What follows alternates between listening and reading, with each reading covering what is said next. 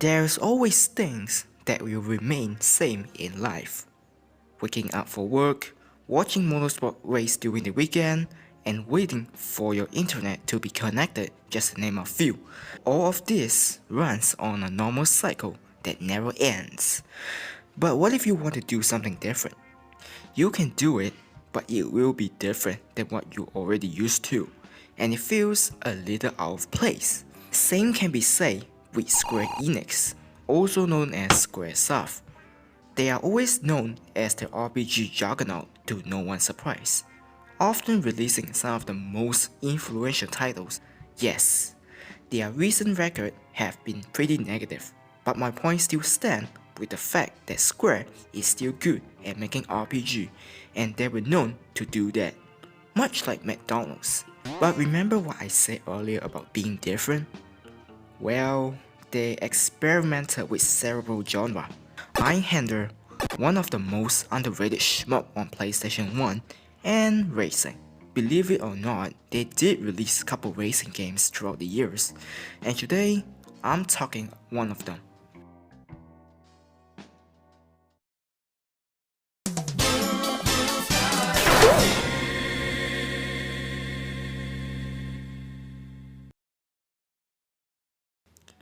Racing Lagoon, racing game mixing with RPG, was released on June 10, 1999. Happy birthday! But only in Japan. That means the game is fully in Japanese language, and the fact that it is RPG means it's gonna be tough to understand the plot. But fear not. In May 24th, 2021, someone by the name of Hilltop on Twitter announced he is working on the English translation of the current game and often posts updates in the next few months. Eventually, in November 12, 2021, the game project is finally completed and was released to the public so that everyone can experience this gem. Since it is a RPG, that means I don't really play too much of it, but I'm still gonna give my initial thoughts while keeping low on spoilers. Anyway, let's begin. The story takes place in 1999 at a city called Yokohama, where it is known for street racing heaven during the night.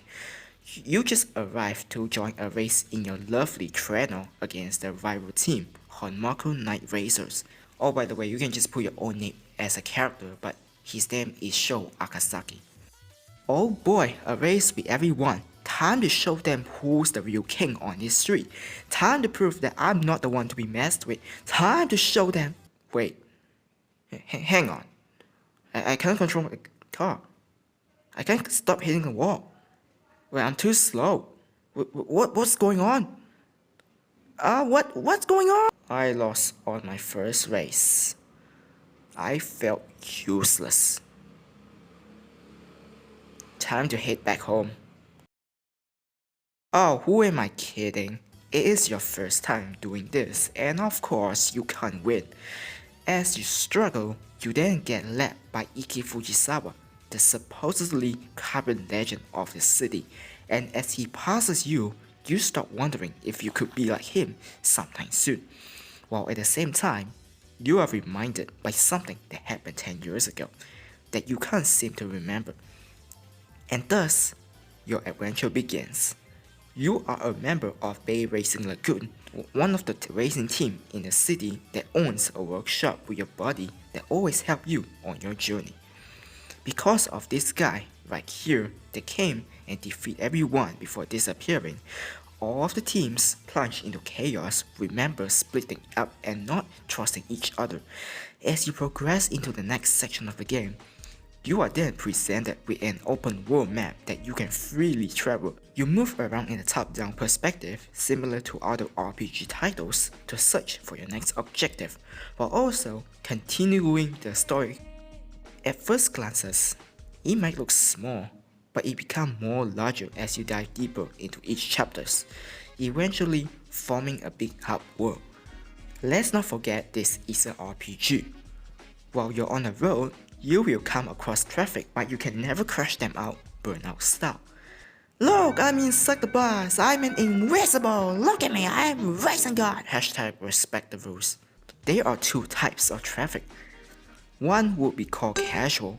The other is what they call bullet. Whenever you spotted one, they always seem to be going in full speed while flashing light.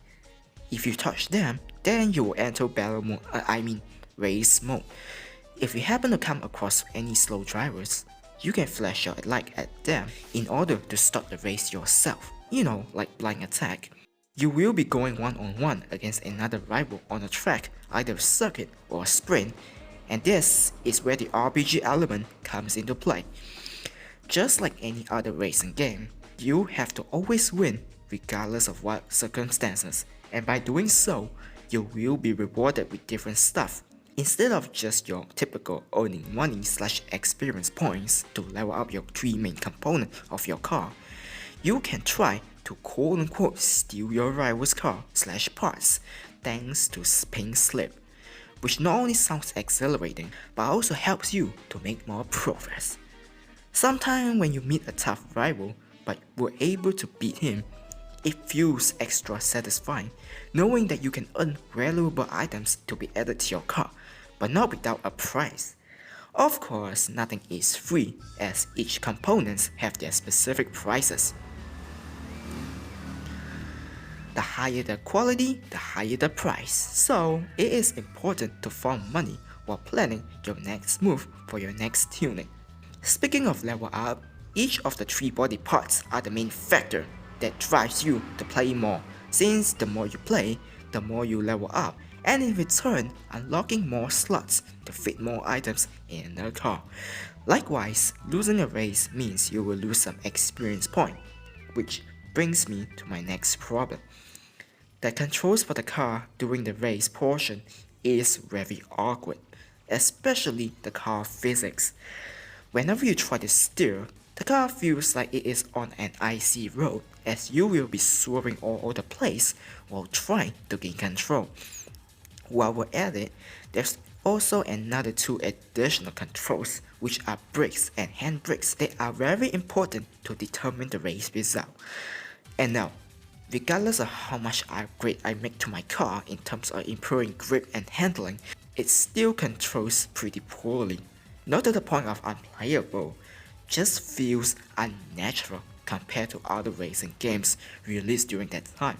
In short, whenever you try to control the car, it feels like the car just about to slide off into a wall and just lose control. It takes some time to use too, but when you put the game down for a few weeks and then get back into it later, you will notice the significant difference. Another problem with the physics is the collision detection, which doesn't age well at all even by PlayStation 1 standard. If you happen to come across a wall or a barrier, your car could potentially come to a dead stop. While other racing games attempt to slow your car momentum depending on how you approach the obstacle, here you don't have the luxury. Even the slightest tap to the wall will slow your car down to a complete halt, which is ridiculous. I lost count on how many times I lost a bunch of races due to the awful physics. Every time I think I can win, there's always this one corner I wasn't able to negotiate perfectly.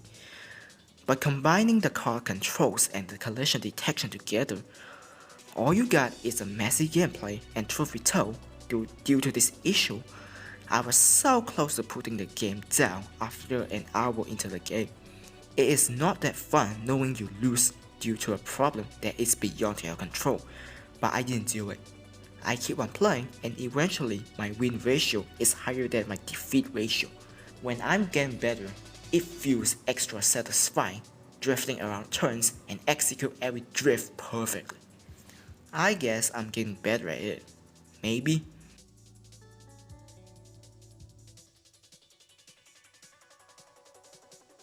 That's basically the gameplay of the entire game, but I'm not done yet, as I wanna spend a few more minutes talking about the city. As I mentioned earlier, the game takes place in Bay Lagoon, within the city of Yokohama, where it becomes really alive during the night, and I gotta give credits to Square for nailing the atmosphere. All racers appear everywhere around the city to challenge each other, including you, and never once you felt alone on the road. At every corners, you will never expect who will be coming. When you did encounter one, you at least have a chance to evade them, since the AI always drive on their lane based on their respective direction. And it looks like I'm the only maniac causing troubles. Hashtag respect the rules. Unlike Final Fantasy series where you always have random encounters, here you can pick what battle to face. This alone presents a risk and reward scenario. Do you want to go for the rewards by facing different kind of rivals, or just play safe by waiting the right moment to pounce? The choice is on your hand. When you decide to cruise along the road, you then can enjoy the soundtrack, which are superb. Sure, you might be hearing the same old theme every time, but the music itself is jazzy enough to make you feel relaxed. Not to mention the aesthetic of the whole city, which is shrouded in bluish graphics with the moonlight shining down on the night city, just makes it better. No matter where you go on the map, there's always something to do. You wanna test your car to the maximum? You got Spencer Test Course. You wanna buy parts/tuning? You got your body shop and tune shop. You wanna get some coffee and talk to this girl right here to flirt? I mean to talk with? You can head to Johnny Motomachi. You wanna check on your financial account so that you don't run out of money and become bankrupt? You can head to Wakaba Bank. What I'm trying to say is that each corner of the map have their respective specialties. These factors alone help the players to get immersed within the city to finish any objective while never get bored of it. You can go anywhere, do whatever you want, the game doesn't stop you at all. You know, just like Test Drive Unlimited. Some characters will make fun of you, but as you keep winning races, you will start gaining respect from them, along with pre-existing allies along your way that never stop supporting you. The racing itself, while can be frustrating, but when you get the hang of it, you will have some of the most awesome experience ever. The journey into the unknown as you fight a rival and the long loading screen before the race itself makes you excited for what's up ahead, and whatever result it is, you can be assured that you enjoy the process. All of this positive combines to make the city feel more alive than what it used to be, and you are part of them. The experience is surreal.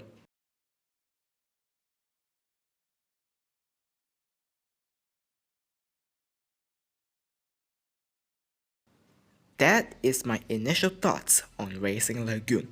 A really good RPG/racing game, although the game physics can be a little janky, but still doesn't detract the fact that it is an amazing game, and sadly, it never get released outside of Japan, and most likely never to have any re-release anytime soon.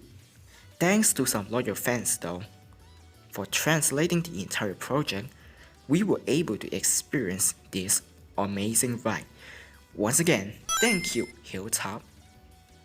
I don't want to spoil too many things, just so you can experience this hidden gem. Trust me, it is worth your time. Whew, another RPG in the book. I enjoyed Klonoa Legendary Star Medal, and then I played this one, Racing Lagoon, another RPG. So make that two RPGs that I actually enjoy. I wonder what's my next adventure is gonna be. Anyway, that's all I gotta say with this video. If you enjoy what you see, be sure to like, share and subscribe, and turn on the notification bell so that you won't miss a thing. Comment below what's your thought on this video and what else I should improve. Don't forget to join my Twitter in the description because I mostly update my stuff there. Thank you for watching.